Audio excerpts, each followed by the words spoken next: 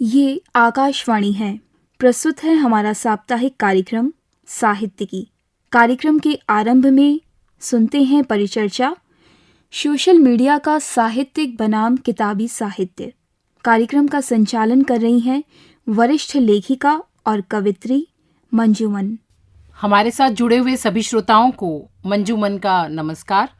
हमारे साथ जुड़े हैं श्री के.एस. राव, जो कि साहित्य अकादमी के सचिव के पद पर हैं। इसके अलावा हमारे साथ हैं श्री राधेश्याम तिवारी जी, जो मूलतः लेखक हैं, पत्रकार हैं और एक आलोचक भी हैं। और हमारे साथ हैं महेश भारद्वाज जी, जो कि एक प्रकाशक हैं। तो हम आज सोशल मीडिया में साहित्य बनाम किताबी साहित्य, इस पर जो है चर्चा करने के लिए एकत्रित हुए हैं। एक पुस्तक का हम सबको पता है एक आकार और एक स्वरूप होता है। एक रंग बिरंगा कवर, पन्नों की एक विशेष खुशबू, स्याही के बहुत से फ्लेवर और मजबूत विषय वस्तु, ये सब मिलाकर एक पुस्तक बनती है और तब वह पाठकों के हाथ में आती है। पुस्तक की यात्रा में एक साहित्यकार के साथ साथ संपादक, डिजाइनर, प्रकाशक, विक्रेता आदि सबका सहयोग होता है। सोशल मीडिया यानी फेसबुक, व्हाट्सएप आदि के आ जाने से पुस्तकों की यात्रा कुछ बदल सी गई है।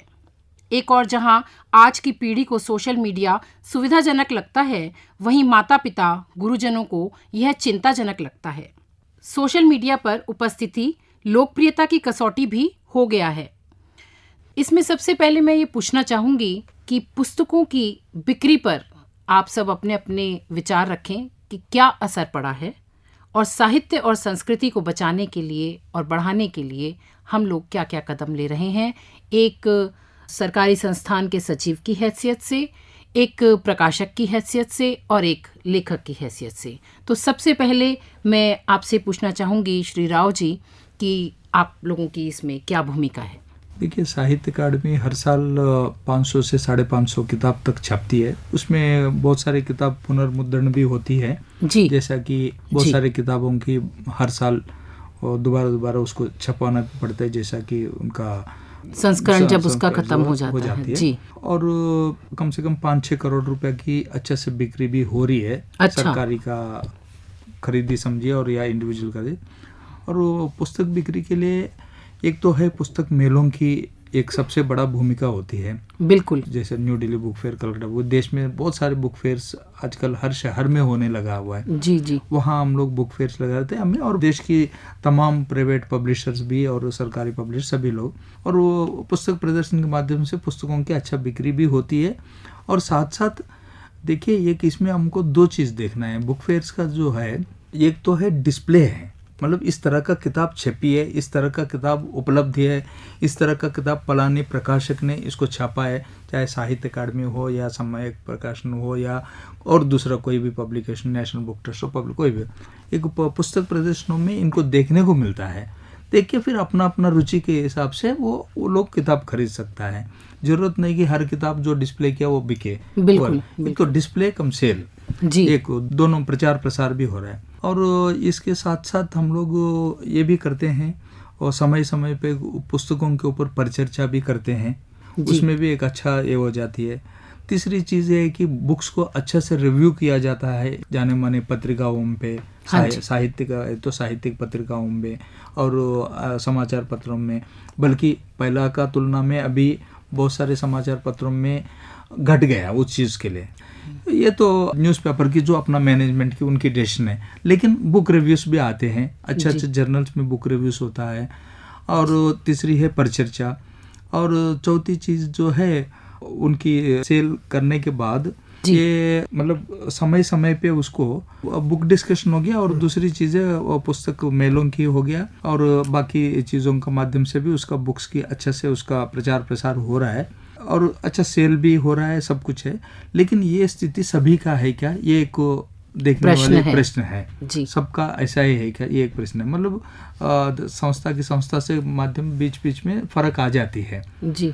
और उसके बाद में देखिए, वो ये पुस्तकों की जब जैसे पुरस्कार योजना होती है, हाँ जी, जैसे साहित्य अकादमी का एक उदाहरण लीजिएगा जी। कोई जो साहित्य अकादमी पुरस्कार एक किताब के ऊपर दिया जाता है, क्योंकि साहित्य अकादमी की छपी हुई किताब नहीं रहती है, दूसरों की छपी हुई किताब के ऊपर पुरस्कार दिया किसी जाता भी है, प्रकाशक की हो, ताकि उस प्रकाशक को भी एक वो गर्व महसूस करता है उस वक्त। बिल्कुल। ये हमारी छपी हुई किताब की साहित्य अकादमी ने एक पुरस्कृत देश की एक किया। उच्च संस्था जो है पुरस्कृत दिया। अगले समय से वो पुस्तक के ऊपर छप भी देता है, जैसा कि हम लोग नोबेल प्राइज विनर्स की है, बाकी जितना भी जो इंटरनेशनल प्राइजेस की उनकी जो कवर पेज के ऊपर लिखा जाता है, इस तरह का होता है। साहित्य वो भी एक अकादमी प्रचार द्वारा प्रसार की, प्रकाशित। ये भी एक जी। प्रचार प्रसार की। उसके बाद उस किताब की हम लोग कॉपीराइट्स लेके दूसरी भाषाओं में अनुवाद करके फिर छपते हैं। जी। देखिए, भारत में बिना अनुवाद का बिल्कुल कोई मूवमेंट हो ही नहीं सकती है। हर भारतीय जो है बाइलिंगुअल होता ही है, मतलब दो भाषा तो जानता है हर भारतीय, इफ नॉट ट्राइलिंगुअल, कोई लोग 3-4 भाषा भी जानता है। इसलिए अनुवाद की बड़ा भूमिका है जी। हम लोग किताबों का, हमारी जो साहित्य अकादमी की अगर आप जिक्र करेंगे, हमारी किताबों का 75% किताब जो छपते हैं वो अनुवाद छपते हैं हम लोग।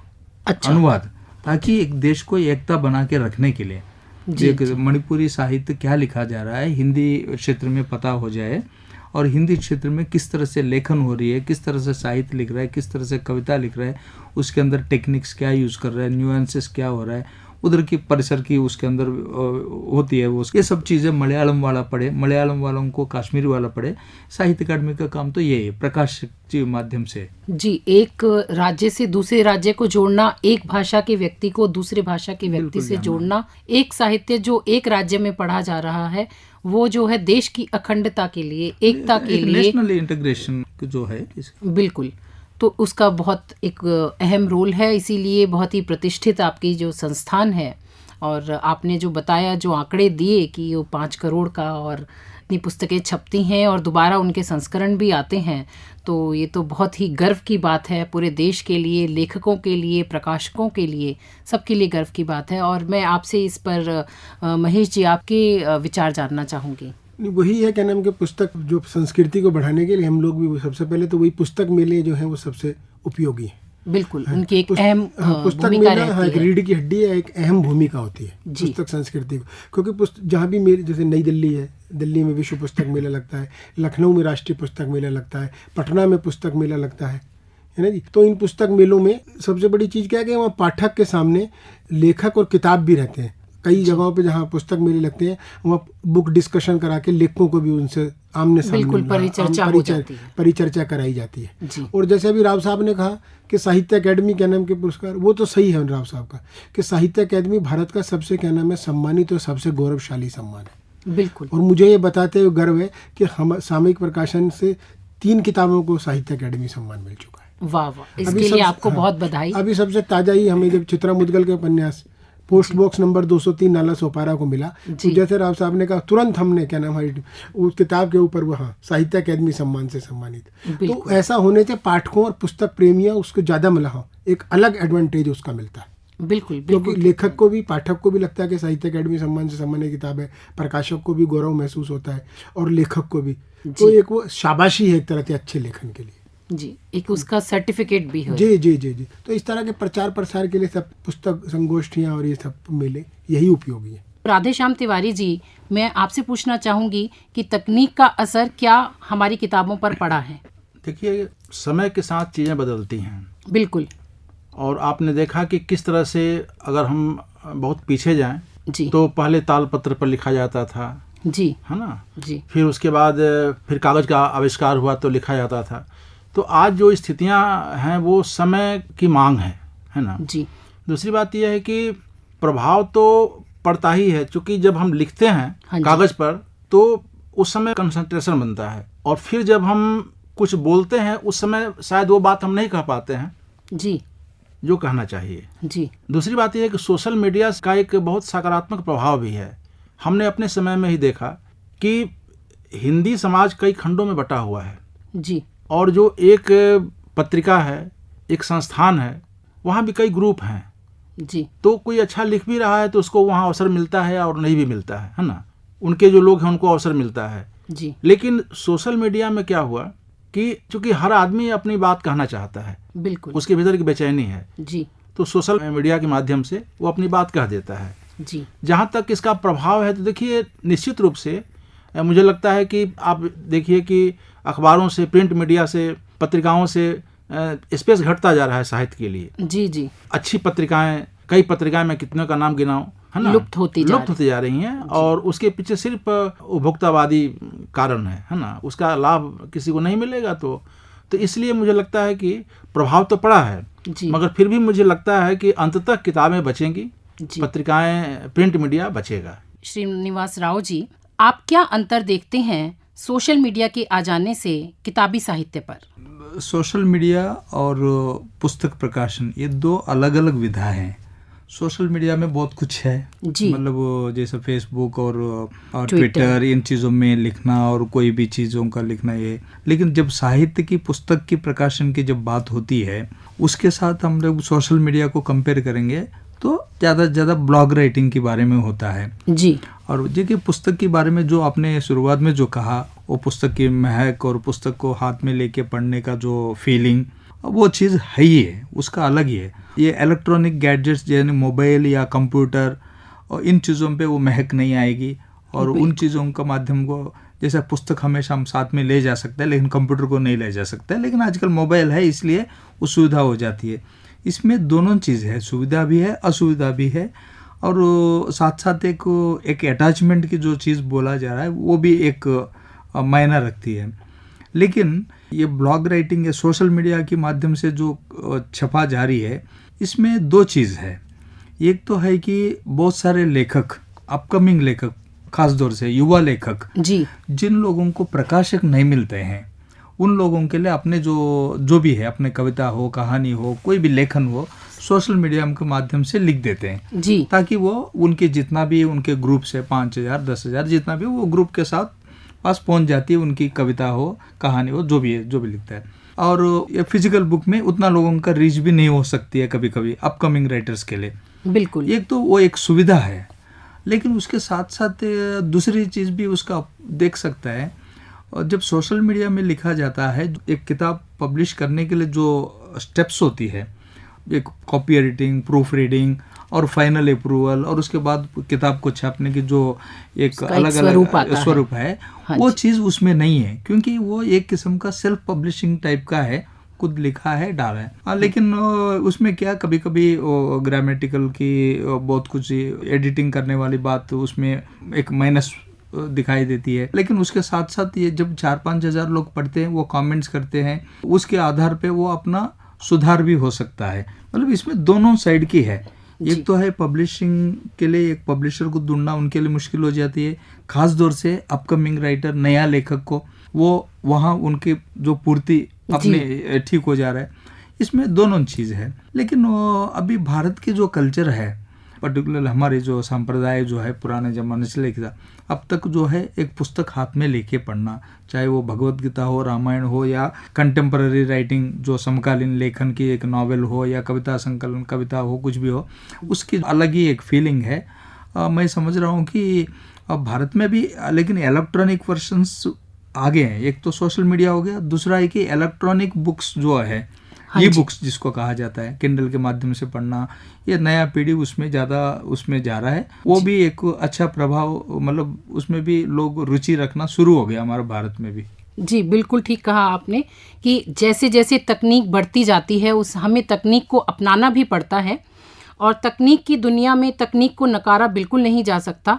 अभी हम सब ने कोरोना का दौर जो है वो झेला, और उसमें मुझे लगता है कि सबसे ज़्यादा जो मार पड़ी वो प्रकाशन पर पड़ी। तो मैं महेश भारद्वाज जी आपसे ये जानना चाहूँगी कि इस काल में क्या अंतर आया किताबों के प्रकाशन में, और उसकी जो बिक्री है और उसका जो डिस्ट्रीब्यूशन है, उसमें क्या अंतर आया? देखिए, क्या नाम है, कोरोना जो काल आया तो पुस्तक संस्कृति या पुस्तक के प्रकाशन या उसकी बिक्री पे काफ़ी उसका अंतर पड़ा। अच्छा। क्योंकि कोरोना काल में क्या हुआ कि हमने और आपने सबने भी देखा होगा कि कोरोना काल में कई बार लॉकडाउन हुए। तो पहले वाला जो शुरुआती पहला जो लॉकडाउन था, उसमें तो टोटली सब कुछ बंद कर दिया गया था, जी, है ना। तो उस समय सारा बंद होने की वजह से क्या हुआ कि क्योंकि किताबें जो हैं वो मनुष्य, सबसे पहले तो उसको भोजन चाहिए या दवाइयाँ हैं, ये सारी चीज़ें, किताबें थोड़ा उसके बाद उसके दिमाग को परिष्कृत करने के लिए, पढ़ने के लिए, या उसकी दिमागी खुराक के लिए होती है। बिल्कुल, है ना जी। तो वो उस समय ऐसा उलझ गया था कि उस लिए किताबों को कर नहीं पा रहा था। कोरोना ने पुस्तक पर काफ़ी वो डाला, और हम लोगों की बिक्री या रीच चीज़ें, भुगतान, ये प्रक्रिया, उसने भी काफ़ी क्या नाम है रुकावट आई है। एक बार ऐसा जैसे कि ठप सा होता प्रतीत निश्चित रूप से पुस्तक प्रकाशन पर काफ़ी मतलब असर पड़ा है। और उसका काफ़ी एक समय तो लग रहा था कि जैसे हम लोग ठहर गए हैं, लेकिन अब आशावान है कि धीरे धीरे अगर ये वो बदलेगा तो फिजा बदलेगी। क्योंकि मतलब मेरा भी निजी रूप से ये मानना है कि जैसे सोशल मीडिया और एक अच्छी चीज़ है, क्योंकि समय तो बदलता ही है हमें हर समय जीवन में, और बदलने के साथ बदलना भी पड़ता है। लेकिन मेरे को आज भी मतलब ये पुस्तक प्रकाशन में इतना समय बिताने के और सब करने के बाद ये आज भी मुझे यकीन है कि जो छपे हुए शब्दों को मतलब लिख के और फिर किताब के रूप में देखने का, पढ़ने का जो आनंद है, और वही जैसे अभी राव साहब ने भी कहा कि पुस्तक एक ऐसी चीज़ है कि हम कहीं टूर पे जा रहे हैं, कुछ जा रहे हैं, उसको साथ भी लेके जा सकते हैं, वो भी कर सकते हैं। लेकिन बाकी जो सूचना की चीज़ें हैं, जैसे मान ली लैपटॉप है, ये वो नहीं है, पर तुम उसको साथ नहीं रख सकते, क्योंकि हर जगह उतनी रीच।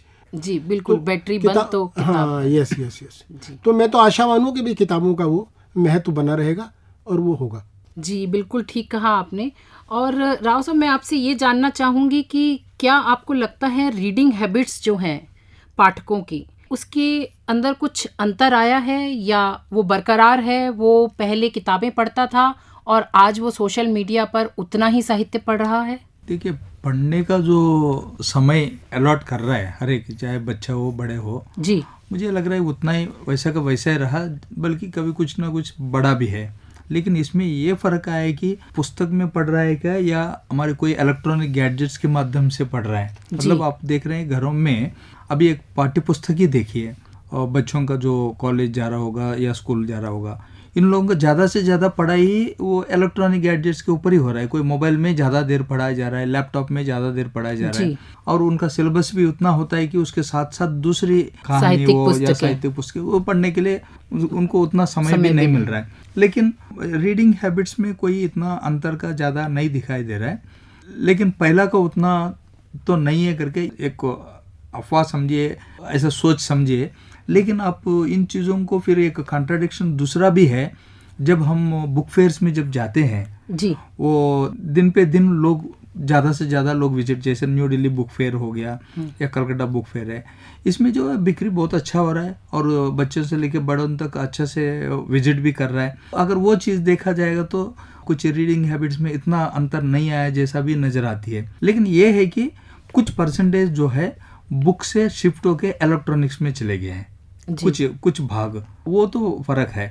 पर्टिकुलरली खास तौर से युवा पीढ़ी जो है, क्योंकि अभी देखिए कोई एक सब्सक्रिप्शन भरने से आपके हाथ में दुनिया भर की किताब मिल जाती है, पूरा बुक स्टोर आ जाता है, वो एक एक बुक खरीदने की जरूरत नहीं। इस तरह से वो युवा पीढ़ी उसमें ज़्यादा आकर्षित हो रहा है और इसलिए हम लोग ये रीडिंग हैबिट्स को जब हम लोग एनालाइज करते हैं, एवरेज देखते हैं, हम प्रिंट बुक का माध्यम से ही देखा जाता है, इसलिए रीडिंग हैबिट्स थोड़ा कम हो गया ऐसा समझ रहे हैं। लेकिन अभी ज़्यादा से तो जैसे अमेरिका हो गया, यूरोपियन कंट्रीज में, यहाँ की जो युवा पीढ़ी है मतलब 20-25% लोग जो है इलेक्ट्रॉनिक गैजेट्स के माध्यम से अपना जितना भी जो फिक्शन है, नॉन फिक्शन जो भी पढ़ना है वो पढ़ाई हो रहा है इसलिए। लेकिन मुझे लग रहा है ओवरऑल जो देखा जाए तो और रीडिंग हैबिट्स में इतना मतलब किस तरह से लिटरेचर पढ़ रहा है वो अलग विषय है, लेकिन कुछ ना कुछ पढ़ रहा है। लेकिन अगर हम ये कहें कि हमारे सामने जब एक बार मोबाइल होता है या कंप्यूटर होता है और जब हम उसको खोलते हैं, एक पुस्तक पढ़ने लगते हैं, अगर हमारी रुचि नहीं है तो हम कहीं और किसी और साइट पे चले जाते हैं। लेकिन जब हमारे हाथ में एक पुस्तक होती है तो हम उस पुस्तक पर ही अपना ध्यान केंद्रित करते हैं। बिल्कुल वो फर्क है दोनों में। और उसमें हमारे पास एक अंडरलाइन करने की सुविधा होती है कि हमारे को उसमें एक नोट्स बनाने की सुविधा होती है कि हम अगली बार पढ़ेंगे, हमें कुछ अच्छा लगा, मान लीजिए कोई गज़ल की पुस्तक है तो हमें कोई शेर अच्छा लगा तो हमने उसको जो है वहाँ पर रेखांकित कर लिया, या कोई किसी की जीवनी है वहाँ से हमको उससे इंस्पिरेशन लेना है तो हम उनको जो है अपने हिसाब से किसी कलर से हाईलाइट कर लेते हैं या हाशिए में एक जो है वहाँ पर एक रेखा खींच लेते हैं ताकि हम भविष्य में भी उसको ऐसा कर पाएं। पर ये सुविधा जो है वो सोशल मीडिया पर नहीं है। और दूसरा जो है सोशल मीडिया का जो अच्छा एक चीज़ है कि जैसा अभी आपने बताया कि लोगों तक जो अभिव्यक्ति है वो सबकी पहुंच पा रही है।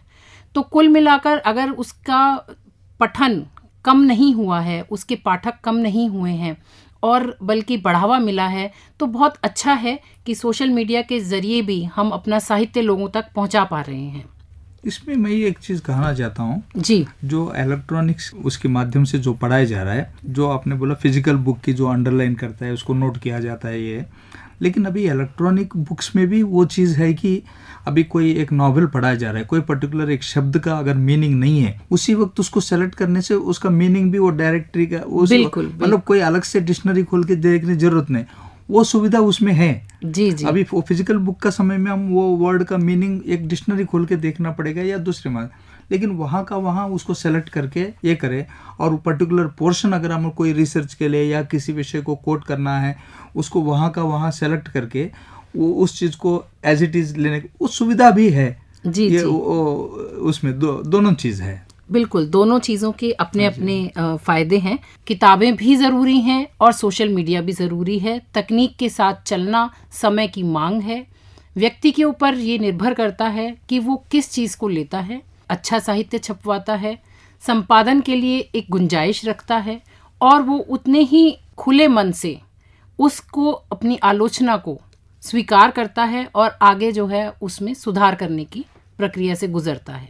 तो मुझे लगता है कि हम सब ने जो ये आज अपनी वार्ता साझा की, इससे हमारे श्रोताओं को बहुत ही अच्छी एक जानकारी मिली है और साहित्य को जिंदा रखने के लिए चाहे वो किताबें हों या सोशल मीडिया, वो ज़रूरी है। तो मैं आप सबका यहाँ पर जुड़ने के लिए धन्यवाद करती हूँ। धन्यवाद। Thank you. सोशल मीडिया का साहित्य बनाम किताबी साहित्य। अभी आप ये परिचर्चा सुन रहे थे। प्रतिभागी थे साहित्य अकादमी के सचिव डॉक्टर के श्रीनिवास राव, वरिष्ठ लेखक और समालोचक डॉक्टर राधेश्याम तिवारी और जाने माने प्रकाशक श्री महेश भारद्वाज। परिचर्चा का संचालन कर रही थी वरिष्ठ लेखिका और कवित्री श्रीमती मंजुमन। और आइए अब सुनते हैं साहित्यिक गतिविधियां और पुस्तक समीक्षा। प्रस्तुत कर रहे हैं वरिष्ठ लेखक और समीक्षक डॉक्टर वेद मित्र शुक्ल। गांधी जयंती के अवसर पर 2 अक्टूबर 2022 को देहरादून स्थित हिंदी साहित्य समिति के सभागार में एक काव्यगोष्ठी का आयोजन हुआ। इस दौरान वरिष्ठ कवि श्री कृष्णदत्त शर्मा, डॉक्टर राकेश बालूनी, जसवीर सिंह हलधर, लक्ष्मी प्रसाद बडोनी, दर्द गढ़वाली, मोहन सिंह कंडारी, शकुंतला ईस्टवाल व संगीता शाह द्वारा अपनी रचनाएं प्रस्तुत की गईं। कार्यक्रम का संचालन शादाब अली मशहदी शादाब ने किया। कार्यक्रम के बाद दिवंगत साहित्यकार इंदु भूषण कोचगवे की यादों को साझा करते हुए मौन धारण कर दिवंगत आत्मा को श्रद्धांजलि दी गई। वर्ष 2022 का आनंद सागर स्मृति कथाक्रम सम्मान चर्चित कथाकार, नाटककार एवं रंग समीक्षक ऋषिकेश सुलभ को दिए जाने की घोषणा 3 अक्टूबर 2022 को की गई। यह निर्णय कथाक्रम सम्मान समिति, जिसमें कथाक्रम संयोजक शैलेंद्र सागर, वरिष्ठ कहानीकार शिवमूर्ति, रंगकर्मी राकेश व लेखिका रजनी गुप्त सदस्य हैं, द्वारा लिया गया। यह आनंद सागर स्मृति कथाक्रम सम्मान 13 नवंबर 2022 को कथाक्रम 2022 समारोह के अवसर पर लखनऊ में प्रदान किया जाएगा। साहित्य जगत के लिए एक दुखद समाचार। हिंदी साहित्य के अप्रतिम कहानीकार, संस्मरणकार और कवि शेखर जोशी 4 अक्टूबर 2022 को हमारे बीच से इस भौतिक दुनिया से चले गए। 90 वर्षीय जोशी जी के निधन से साहित्य जगत की अपूर्णीय क्षति हुई है। हाल ही में 29 सितंबर को उन्हें देहरादून में विद्यासागर नौटियाल सम्मान से सम्मानित किया गया था। दिवंगत शेखर जोशी जी अपनी कहानियों, संस्मरणों और कई अन्य पुस्तकों के लिए हमेशा याद किए जाएंगे। उन्हें विनम्र श्रद्धांजलि। 5 अक्टूबर 2022 को कस्तूरी साहित्य कला एवं संस्कृत के समृद्ध मंच पर राम काव्य में उद्धृत विषय निशिचरहीन करहुमहि भुज उठाई प्रणकीन पर बातचीत हुई थी। इसमें डॉक्टर अजीत कुमार पुरी एवं विशाल पांडे ने अपनी सहभागिता रखी। 6 अक्टूबर 2022 को 8वां ग्लोबल लिटरेरी फेस्टिवल 2022 का आयोजन हुआ। इस कार्यक्रम की अध्यक्षता जाने माने साहित्यकार दिविक रमेश ने की। कार्यक्रम का संयोजन सुशील भारती द्वारा किया गया। इस दौरान साहित्यकार Pawan Kumar, Rupa Singh, doctor Sunita, Alka Sinha, doctor Sania, doctor BL Gaur, doctor Shalini Verma, doctor Bhuvan Lal एवं उर्वशी अग्रवाल उर्वी को सम्मानित किया गया। पुस्तक समीक्षा, मूल्यों एवं संवेदनाओं के संवेद स्वरों वाली रामदरस मिश्र की कविताएं। सुविख्यात साहित्यकार रामदरस मिश्र जी का नवीनतम कविता संग्रह संवेद इसी वर्ष 2022 में प्रकाशित हुआ है। यथा नामे तथा गुणे के मुहावरे को चरितार्थ करता यह संग्रह समसामयिक, साहित्यिक, धार्मिक, राजनैतिक, आर्थिक, आत्मगत आदि सुरों से उपजी कालजयी काव्यात्मक बंदिश जैसी है।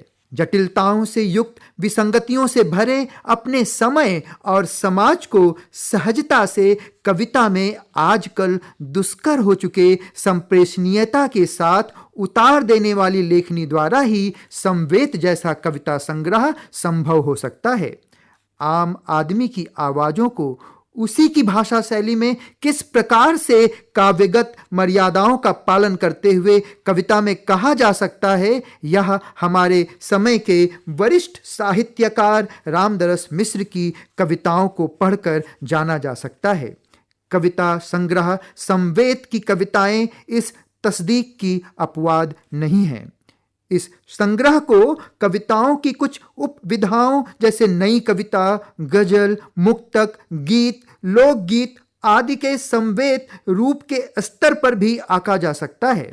ये वे उपविधाएं हैं जिनमें मिश्र जी की कई रचनाएं साहित्य संसार में मील के पत्थर साबित हुई हैं। छायावादी सम्मोहन से दूर कवि की प्रकृति से जुड़ी कविताओं के साथ साथ साहित्यिक, सामाजिक, धार्मिक और राजनीतिक परिवेशगत विडंबनाओं को उजागर करती कविताएं इस संग्रह की बड़ी उपलब्धियां हैं। और विशेष यह है कि कवि स्वयं के सुदीर्घ जीवन में झांकते हुए अपनी कविताओं के माध्यम से वर्तमान साहित्य के उत्तर आधुनिक वृद्ध विमर्श को भी आवाज देने में सफल रहा है। कुल मिलाकर समकालीन कविता के भूत, वर्तमान और भविष्य की संयुक्त पहचान के अनेक स्वर कविता संग्रह संवेद में समाहित हैं। कविता संग्रह संवेद में संवेदनशीलता के साथ रोपे गए उन गेंदे के फूल जैसी मानवीय संवेदनाएं हैं और मूल्य हैं जो बेरहमी से तोड़ लिए गए, बाजार में खरीदे बेचे गए, पत्थर के चरणों पर चढ़े कूड़े की तरफ फेंके गए, आदि आदि विसंगतियों से गुजरे। बे आवाजों को बाआवाज बनाना ही तो कवि का धर्म है। आडंबरों को धता बताती कवि का घर शीर्षक से यह कविता अभिधात्मक व्यंजना का सुंदर रूप है। सर्जना और आलोचना की सार्थकता को एक कवि या आलोचक कितना निभा पा रहा है, यह वर्तमान साहित्य संसार में एक बड़ा प्रश्न है। कवि ने जहां एक कविता और उसके कवि के जीवन में दोहरे मानकों को मैंने फोन किया, सत्यवादी, संवाद, आदमियत की कविता, शिखर, बात आदि कविता के माध्यम से आड़े हाथों लिया है, तो वहीं कुछ कविताओं जैसे परजीवी महान, वह कौन था, कहाँ हैं वे लोग, तुमने पत्थर मारा, मुर्गा बोले ना बोले, आदत आदि में आलोचकों के रवैये पर तंज कसते हुए उसे खेदजनक बताया है। व्यष्टि से समिष्टि की साहित्यिक यात्रा करता संग्रह संवेद वर्ष 2021 के प्रतिष्ठित सरस्वती सम्मान से सम्मानित रामदरस मिश्र जी द्वारा पाठकों के लिए एक मूल्यवान उपहार के रूप में देखा जाना चाहिए। अभी आप साहित्यिक गतिविधियां और पुस्तक समीक्षा सुन रहे थे। प्रस्तुत कर रहे थे वरिष्ठ लेखक और समीक्षक डॉक्टर वेद मित्र शुक्ल। इसी के साथ साहित्यिकी का ये अंक अब यहीं संपन्न होता है। प्रस्तुति सहयोग कीर्ति बैद, प्रस्तुतकर्ता राम अवतार बैरवा।